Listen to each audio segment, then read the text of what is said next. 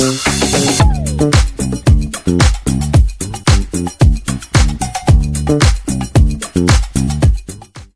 everyone, welcome back to the Love in Riyadh show. Today is May 27th and today is the first day of Eid al-Adha, so wishing everyone a Eid Mubarak to you all.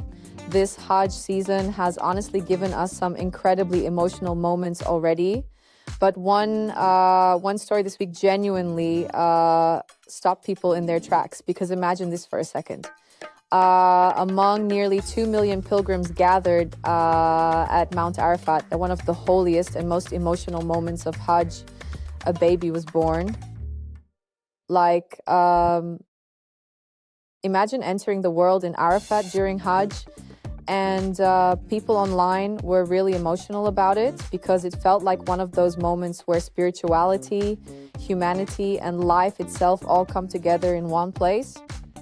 But beyond the emotional side of the story, I think it also highlighted something really important that people don't always think about enough during Hajj, which is the medical side of everything. Because behind the scenes, there are literally massive healthcare systems operating around the clock during Hajj season. Hospitals, clinics, emergency response teams, ambulances, doctors, nurses, all fully activated across the holy sites to care for millions of people moving between Mina, Arafat, and Muzdalifah.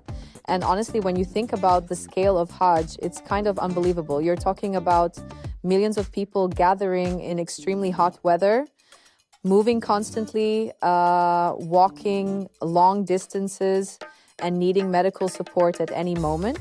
So the fact that a birth happened safely during all of this really became such a powerful reminder of how much preparation and care goes into the entire pilgrimage experience.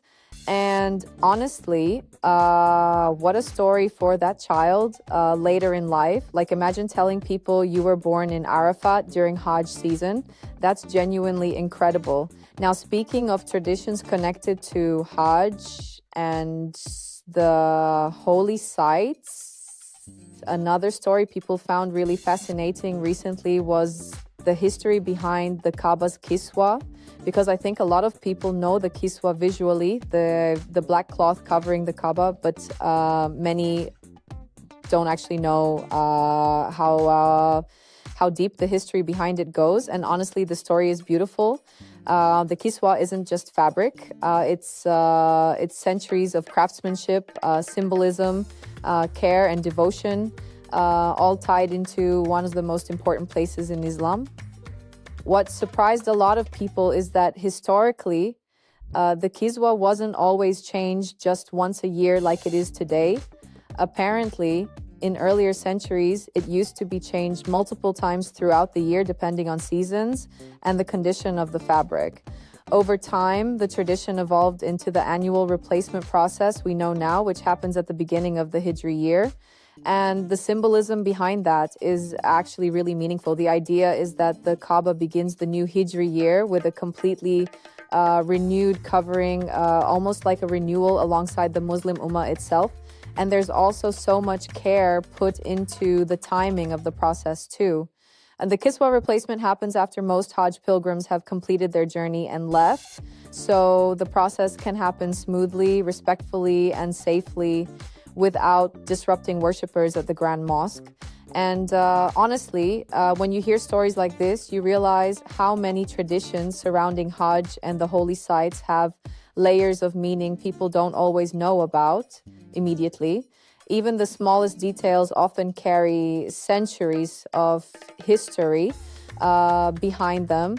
And I think that's part of what makes Hajj season feel so emotional every year. You have moments of life, like a child being born in Arafat, and then traditions that have existed for generations, like the Kiswa.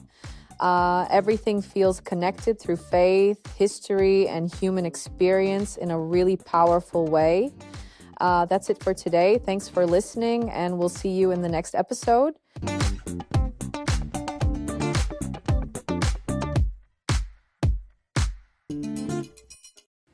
Thank you for tuning into the Love and Riyadh podcast as part of the Augustus Media Podcast Network. Please hit that subscribe button wherever you get your podcast from.